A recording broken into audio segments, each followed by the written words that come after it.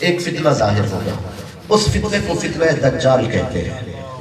بعض لوگوں نے یہ کہنا شروع کر دیا کہ دجال پیدا ہو چکا ہے، بعض نے تو اس کی جگہ بھی تلاش کر لی ہے۔ وہ کہتے ہیں کہ برمودا ٹرائینگل، برمودا تکون، وہاں دجال بیٹھا ہے۔ بھئی حضور صلی اللہ علیہ وسلم نے فرمایا کہ دجال مشرق سے نکلے گا۔ سرکار نے 3 بار فرمایا مشرق سے نکلے گا، وہ برمودا مغرب ہے۔ آپ اسے کہاں تلاش کرتے اور کہہ رہے ہیں کہ پیدا ہو گیا ہے، بہت عرصے سے یہ کوشش ہو رہی ہے، کہا جا رہا ہے پیدا، وہ پیدا نہیں ہوا، اس کے کچھ رشتہ دار پیدا ہو گئے، وہ تو مجھے کوئی اعتراض نہیں ہے۔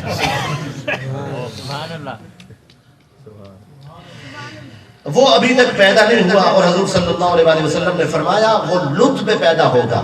اس وقت دنیا کے نقشے میں لد معروف نہیں تھا، اسرائیل کا شہر ہے لد، اب وہاں چھوٹا سا ایئرپورٹ بھی ہے۔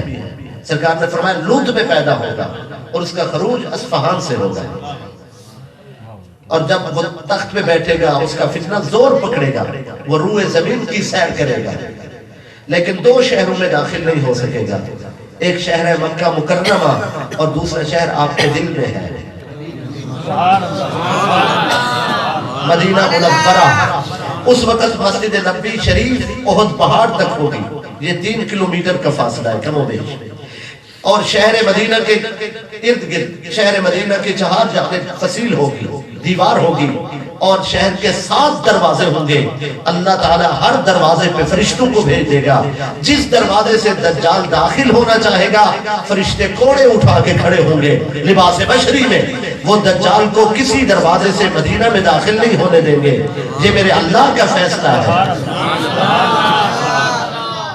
وہ جس چیز کی چاہتا ہے حفاظت فرما لیتا ہے، وہ مالک الملک ہے۔ إِن يَمْسَسْكَ اللَّهُ بِضُرٍّ فَلَا كَاشِفَ لَهُ إِلَّا هُوَ وَإِن يُرِدْكَ بِخَيْرٍ فَلَا رَادَّ لِفَضْلِهِ۔ اگر وہ کوئی تکلیف دینا چاہتا ہے، کسی کا ارادہ فرما لیتا ہے، تو دنیا کی کوئی طاقت اس تکلیف کو رفع نہیں کر سکتی، اور وہ اگر کسی کو خیر عطا کرنا چاہے تو ساری دنیا مل کے بھلائی کا راستہ نہیں روک سکتی۔ مالک الملک ہے وہ۔ اگر وہ چاہتا ہے تو کسی کو کرسی سے گرا دیتا ہے، وہ چاہتا ہے تو کسی گرے ہوئے کو کرسی پہ بٹھا دیتا ہے۔ وَتُعِزُّ مَن تَشَاءُ وَتُذِلُّ مَن تَشَاءُ۔ دجال کی جب پہلی خبر پہنچی گئی، حضور صلی اللہ علیہ وسلم نے فرمایا کریہ المنظر ہوگا، اور گندی رنگ ہوگا اس کا، اس کے شیطان اس کی طرف وہی بھیجے گا، اور وہ روئے زمین کے شہروں کی سیر کرے گا، بدبخت ہوگا، بدترین شخص ہوگا، بد کردار ہوگا، بے حیا ہوگا، اور 70,000 یہودی اس کی حمایت کریں گے، 70,000 مسلمان اس کی حمایت کریں گے۔ یہود کے گھر سے بھی 70,000 اسے ملیں گے، اسلام کے گھر سے بھی 70,000 اسے ملیں گے، اور حضور صلی اللہ علیہ وسلم نے فرمایا اس کی آمد کی پہلی خبر امام محمد مہدی کی طرف جو آئے گی وہ جھوٹی ہوگی۔ جب دوسری بار خبر آئے گی حضرت امام محمد مہدی اپنے غلاموں میں سے 12 اولیاء کرام کو بھیجیں گے، وہ نقیب ہوں گے، درجہ نقبہ پہ فائز ہوں گے۔ حضور نے فرمایا میں ان کے نام جانتا ہوں، ان کے والد، ان کے ولدیت جانتا ہوں، ان کی شکلیں جانتا ہوں، ان کی شکلوں کے رنگ بھی جانتا ہوں۔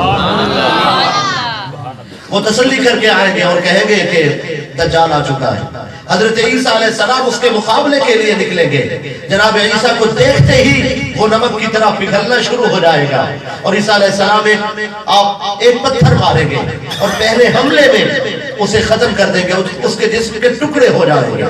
آپ دم فرمائیں گے، آپ کے سانس کی خوشبو سے یہودی مرتے چلے جائیں گے، حتیٰ کہ پتھر ان کے پیچھے چھپیں گے۔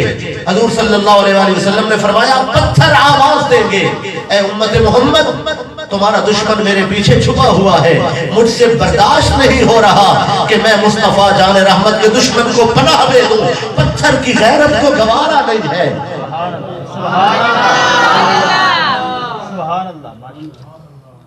یہ وہ وقت ہوگا جب مشرق سے مغرب تک امام محمد مہدی کی باقاعدہ حکومت کا قیام ہو جائے گا۔ باغ سال میں 2 بار پھل دیں گے، اناج زیادہ ہوگا، دنیا میں غربت نہیں رہے گی۔